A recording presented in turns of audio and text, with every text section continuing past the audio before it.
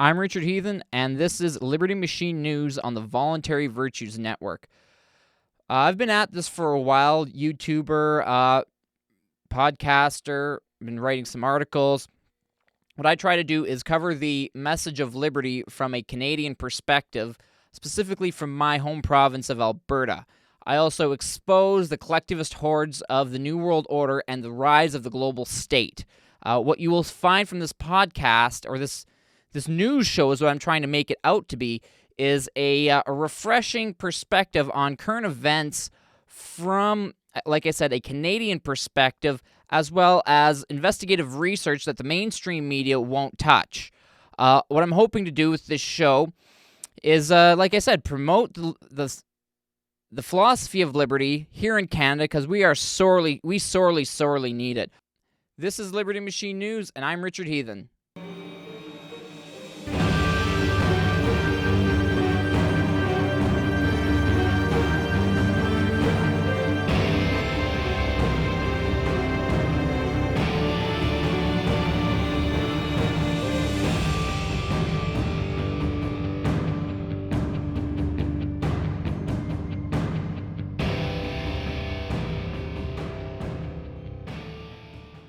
Our first story today is the shooting in Moncton, Ontario on June 4th by a man named Justin Bork.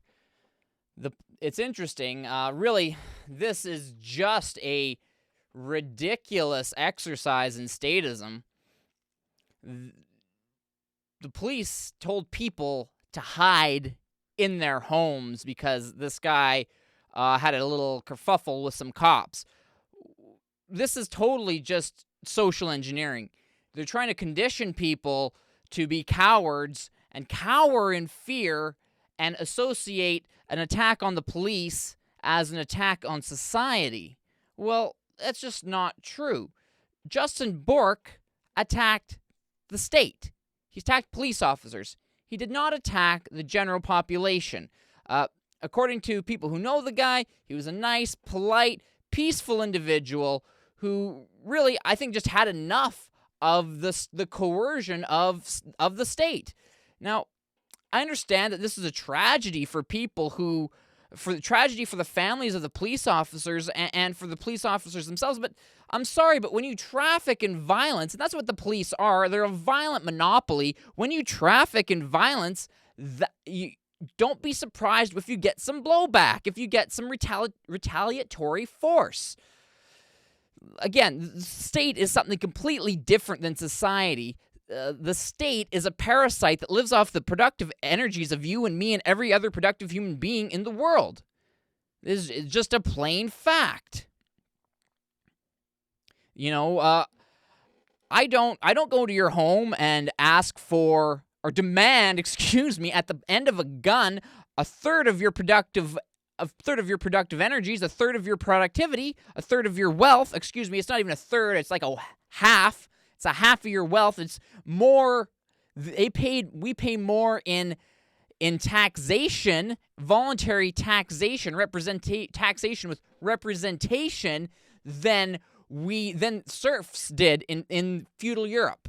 You know, I think they had to pay something like 10%, 2%.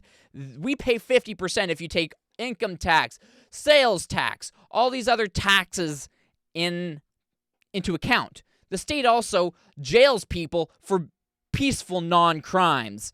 I'm sorry, but I don't have any sympathy for someone who attacks people and puts them in a cage where they're likely to be raped for a non-crime, for growing a plant, or for carrying a firearm, or any other non-victim crime. Non-crime, in quotation marks, crime. It's interesting. According to Justin Bork's friend, Jasper Stam. Now, Jasper Stam is another young man who has been arrested because of some Facebook posts he made. According to the CBC, he was arrested for some alleged threats he made on May 10th and 18th, but, you know, he was still out of jail and not arrested when he posted an article from Christopher Cantwell, where Cantwell was basically saying, "Good luck, Justin Bork." Now, I don't share Cantwell's kind of militant attitude, but I respect the hell out of him. I think he does great work. But yeah, there's mounting evidence to show that Justin Bork's actions were in retaliation for the death of a dead boy, according to Jasper Stam. Now, the dead boy is likely Daniel Levesque, a 30-year-old who was shot dead by Kodiak police in the city of Kodiak RCMP is the police service that the city of Moncton contracts out to. They outsource the police services to Kodiak RCMP and have done so since 1997. Daniel Levesque was shot dead. As far as I know, in any media reports I've seen, he was unarmed, not a credible threat, but of course he didn't bow down to the authoritarian police force immediately, so he was shot. He was actually, the Fredericton Police Department investigated the death of Daniel Levesque and ruled the Kodiak RCMP were not at fault for his death. They made their announcement 12 days before Bork went on his alleged rampage. Now, there's another angle we can look at this as a possible false flag. Now, I don't know if it is or not, but I'm inherently skeptical of any claim the state makes.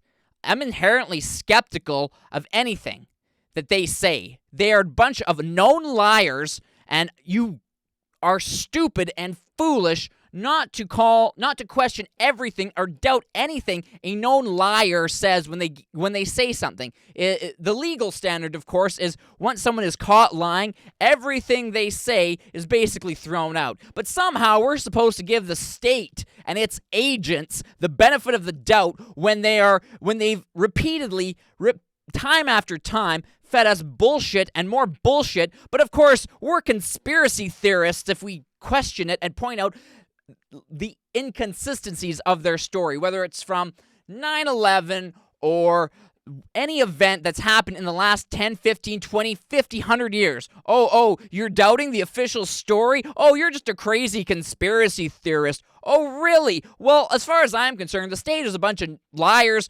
thieves, tyrants. You know what? If you're supporting state, if you're supporting statism, then you're inherently supporting violence against me. You're supporting people coming with armed with guns to come to my house, steal my wealth, put me in a cage for smoking a plant, or any other number of ridiculous crimes that aren't actually crimes. You cannot have a victimless crime. A victimless crime is actually a contradiction in terms.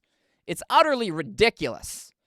And the fact that I'm sorry, but I'm tired of the moral outrage, of people like Christopher Cantwell. Oh my God, how dare you? How dare you say, "Oh, good, I'm glad that the cops are dead."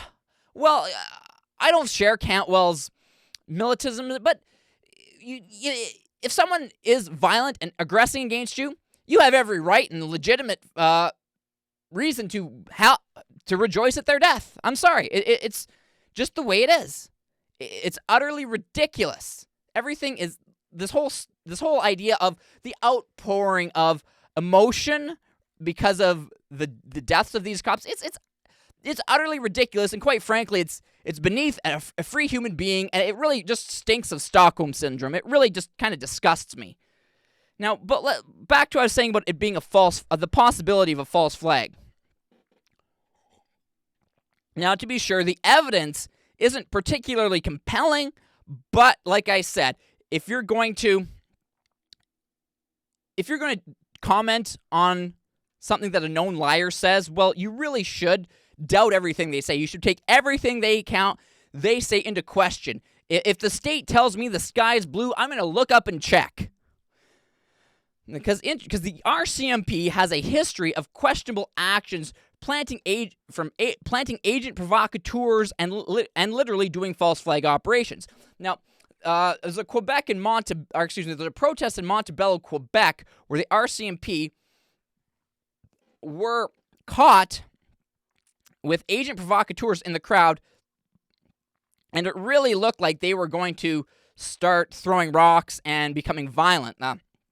It was a union protest. I'm not a big fan of unions. They're all a bunch of whiny statists. But the union leader, they corralled off the guys with masks on. There were a bunch of beefy dudes in anarchist masks. They stuck out like a sore thumb, right? They cordoned them off. The guys eventually jumped into the police barricade and got arrested. You can find the video on YouTube. I think Dan Dix from Press for Truth did an excellent expose on that. So it's really easy to find that. So yeah, the RCMP have a long history of staged events, including where I'm from. There was a guy who was going around blowing up oil wells, Weibo Ludwig, and I'm no fan of Ludwig. There's a lot of sketchy things that guy did. A lot of really just, I don't want to get into it now. There was allegations of incest, inbreeding, and I don't know if this is true, but he was a sketchy guy nonetheless, and he blew up oil wells. That's destruction of property.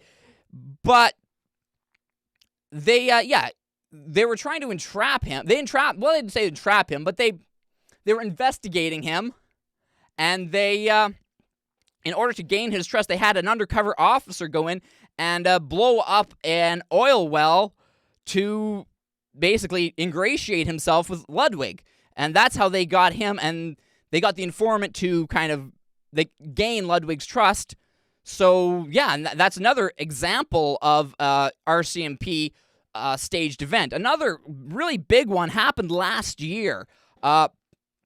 When two Canadians were arrested for allegedly planting pressure cooker bombs that were supposedly going to go off on Canada Day at the BC legislature in Victoria.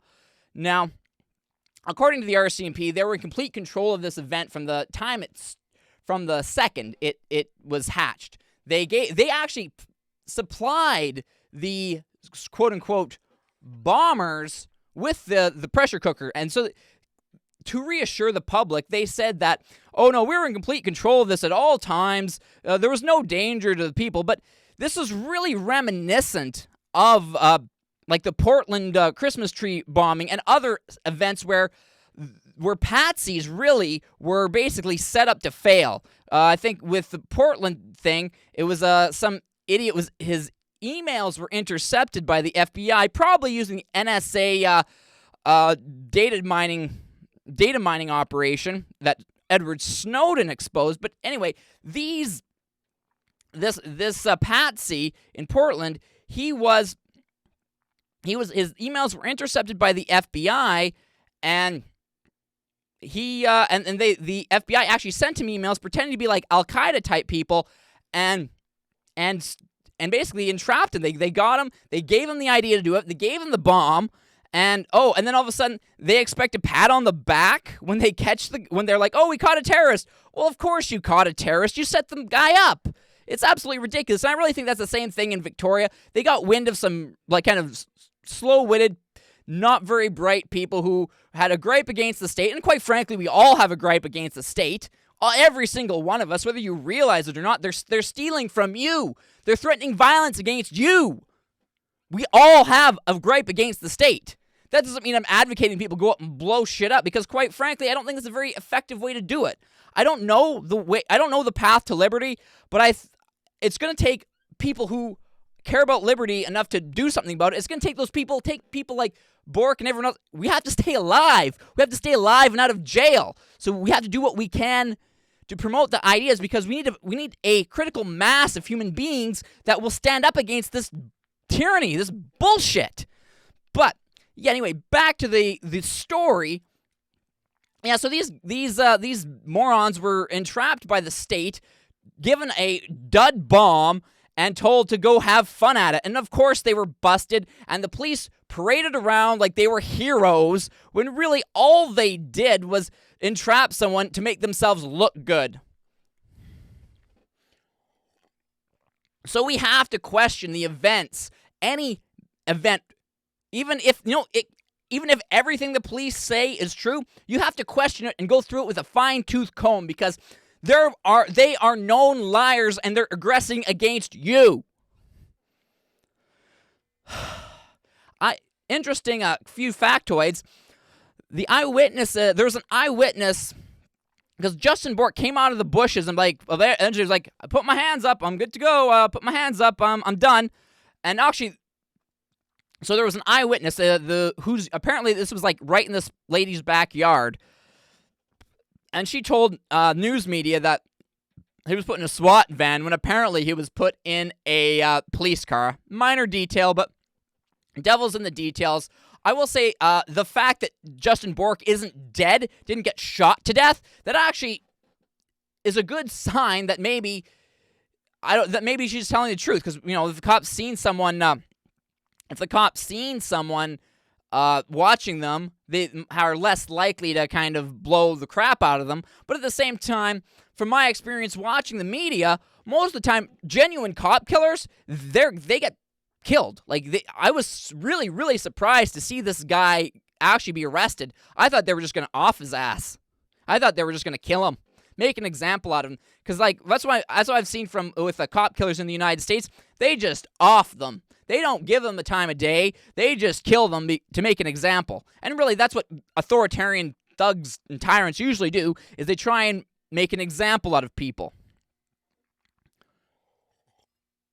It also seems just really, really convenient that as the liberty movement here in Canada is starting to pick up a small amount of traction, that this guy comes out and has all sort of pro-gun, pro-liberty memes on his alleged Facebook page, which was only open till, his account was started in this February. That's like February, March, April, May. That's like 3 months. The guy's account was 3 months old before he went on a shooting spree. And it was interesting because he shared, like I said, various pro-gun, pro-liberty memes on this Facebook page that was allegedly belonging to him, including one from a friend of the show, Libertarian Party leader of Canada, Tim Mowen. Now, Tim's the most peaceful guy I've ever met in my life. If you can piss Tim off, then you're a real asshole. He's one of the nicest human beings I've probably ever come across in my entire life. But it's interesting that just as Tim's campaign is starting to pick up momentum, that this guy shares a meme from him. Thankfully, the media haven't tried to jump all over Tim. Tim's actually, and for those who are like, oh, if you're in politics, you're aggressive. Say no. Tim's actually very, very principled ANCAP. But I actually was able to convince him to run for office because I know he's a very articulate guy, very likable guy, and I think that is the best way he can promote the message of liberty, and he's doing a great job. But like I said, it's really, really suspect that all of a sudden this guy shares one of Tim's campaign memes. It really just seems too convenient to demonize libertarians here in Canada. Another interesting fact was that there was a drill in Sackville, New Brunswick, which is really close to Moncton, and also where they took Bork when he was arrested.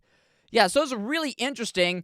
The drill was like 6 days before the shooting, and then instead of taking him to the Moncton PD, or the Moncton detachment, they took him to the detachment in Sackville where the drill was. Doesn't prove anything in and of itself, but it's fishy as all hell, and I question the known liars when they tell me the sky is blue, because they're a bunch of liars. Another thing, the United States and Canada are becoming way too integrated. There's the Canadian Beyond the Borders Action Plan I was looking at earlier, where they're looking at merging like immigration procedures, working closer with law enforcement. There is a joint kind of detachment where both Canadian and American police officers, can kind of look at both areas. I think that's in Windsor. Don't quote me on that. I could go on the internet right now, but I've only got a half an hour with you guys, so I don't want to waste my time doing that. Look it up, but there's a detachment or a joint kind of, I don't even know what you'd really call it, detachment kind of observatory where police from both United States and Canada can watch and work together and watch both countries and collaborate and work together. And another thing is, if you look at that Beyond the Borders action plan, everything they are working to integrate, whether it's immigration, infrastructure, security. They've already passed secret laws where American cops can operate in Canada, and another law or agreement where American and Canadian military can operate in both countries in a time of civil. The exact terminology was in a time of, what was it? Civil disobedience or emergency? Yes, emergency or civil disobedience. So we have to look at this. The American police are way more into. They're way more militant and into staging things and setting people up than even the Canadian RCMP are. But as the two police services merge, we're likely to see more militarization here in Canada, although that is happening. Small cities in Newfoundland or Labrador are getting tanks. It's ridiculous. It's utterly ridiculous. But yes, we have to look for more militarization and more kind of false flags happening to justify the ever-increasing authoritarianism here in Canada. And also, I have another. I'm doing segments during this show, and one of the segments we're going to be doing now is Conspiracy Scope. Conspiracy Scope is where I go over proven conspiracies and just show people that no, you don't wear a tinfoil hat if you acknowledge the fact the government lies to you. In fact, you're a fool if you believe the official story of things without question. Now, if you go over the evidence and you still think, well, that's a little weak, I still think the government rendition or version of events is the most plausible. Fine. At least you examine the evidence. But if you're just going to dismiss the idea of conspiracy as some sort of tinfoil hat thing, then you're an idiot. You're not paying attention, and you're not even looking at the evidence. What we're going to focus on right now is Operation Mockingbird and the role of media manipulation, specifically in the United States. The United States Senate Committee to Study Governmental Operations with Respect to Intelligence Activities was also known as the Church Committee, and it was started in 1975, and it exposed the United States government, the CIA, infiltration of the media. Operation Mockingbird was founded in 1948, was created in 1948 through the counterintelligence and espionage branch of the CIA to influence both news media both foreign and domestic. The first guy who was kind of brought into all of this was, his name is Philip Graham, and he was apparently the owner of the Washington Post, and he was recruited to set up the network and recruit other assets. Through this program, the CIA would give financial support to all sorts of people whose work they approved of, from activists to politicians in America and abroad. Here's an interesting quote from the Church Committee report, which was released in 1976. Yeah, that's when it was. The CIA currently maintains a network of several hundred foreign individuals around the world who provide intelligence for the CIA and, at times, attempt to influence opinion through the use of covert propaganda.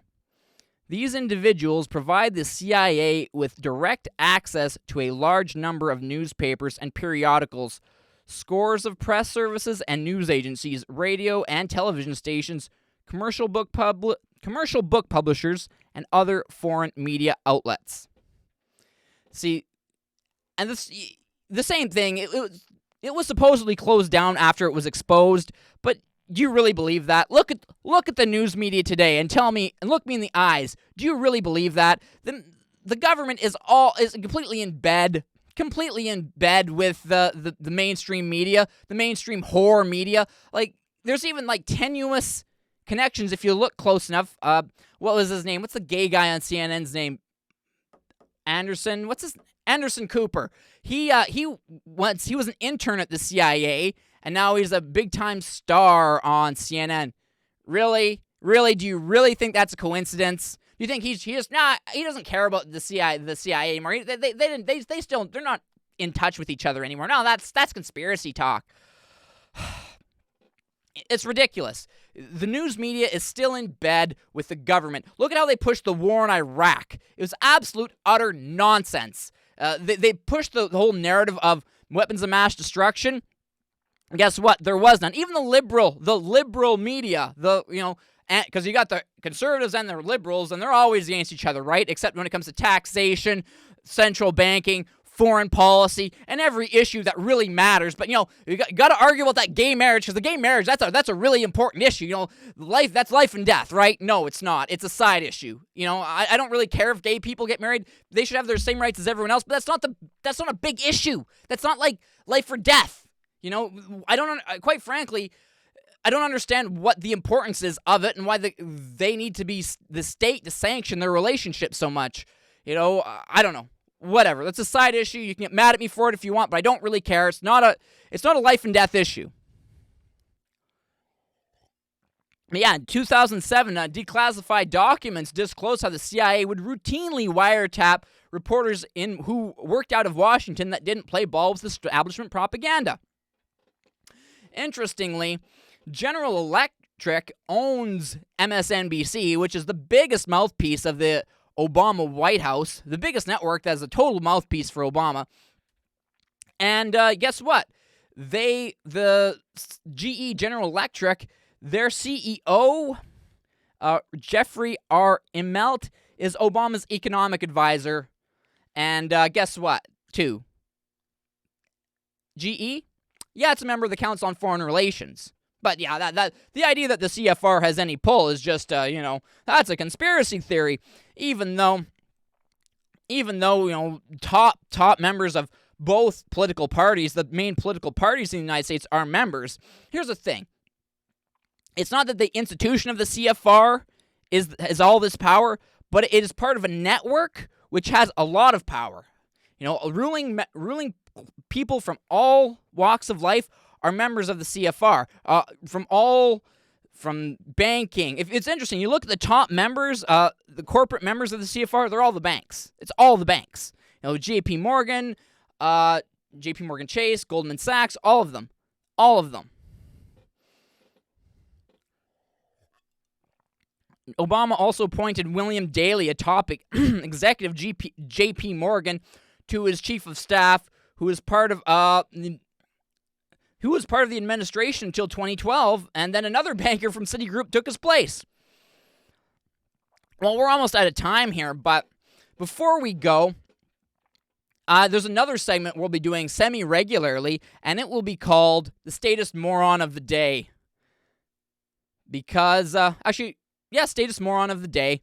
And we're going to feature that every so often when some ridiculous statist gets their panties in a bunch or says something stupid and I get wind of it. This first one, she's the first statist moron of the day, and she seems to think that the perfect baby daddy for her and her family is the government, because the government always provides for them. All right, well, I'll leave you with that. I want to give a shout out to my kids' real daddies. Thank you, government, for putting me on.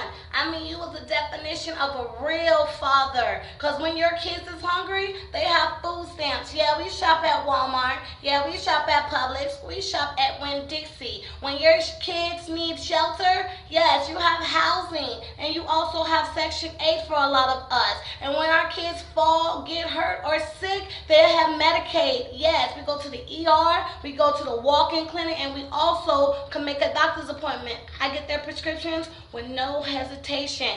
Now, if that's not a definition of a real father, making sure your kids have food, shelter, and health care, I don't know what it is. So like I said, thank you, government, for being my kid's daddy, and thank you for putting me on.